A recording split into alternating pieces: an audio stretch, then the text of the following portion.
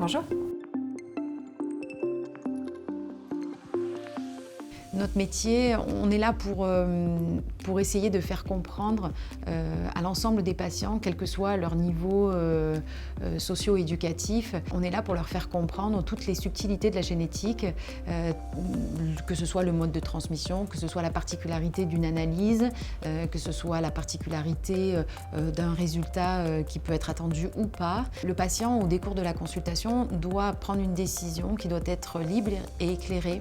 Elle doit être éclairée des informations qu'on lui donne pendant la consultation. La loi de bioéthique a été modifiée le 2 août 2021 afin d'étendre les missions des conseillers en génétique en leur ouvrant la possibilité de prescrire et de communiquer le résultat de certains examens de génétique. Le décret de 2022 concrétise finalement ce que la loi a proposé en précisant les modalités de coopération entre le médecin qualifié en génétique et le conseiller en génétique, ce qui va se traduire sous forme d'un protocole. En tant que médecin, ça va changer le fait qu'on va enfin pouvoir avoir un vrai travail en binôme. Il existait déjà, mais là, il va être formalisé. Et ainsi, nous allons avoir une activité qui va être codifiée, clarifiée.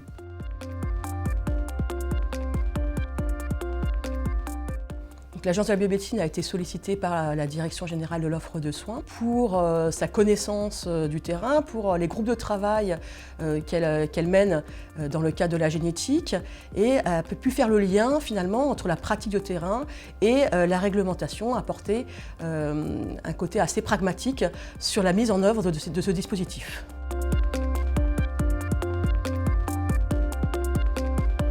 Je dirais que c'est dans l'intérêt du patient parce que finalement, il y a plus de clarté dans le parcours si le conseiller en génétique qui voit le patient prescrit l'analyse plutôt que le médecin qui ne rencontre pas. Et puis cela va permettre aussi à ce que les résultats nous soient directement adressés, ce qui permet aussi une fluidité pour le patient.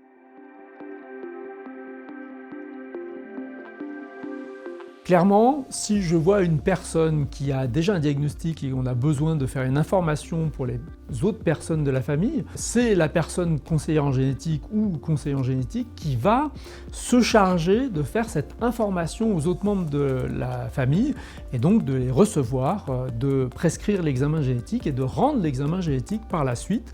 Bien évidemment, si cet examen génétique, une fois rendu, a des conséquences en termes de prise en charge et d'accompagnement médical, à ce moment-là, le binôme se reforme et là où le conseiller en génétique va redonner la main au médecin généticien qualifié en génétique.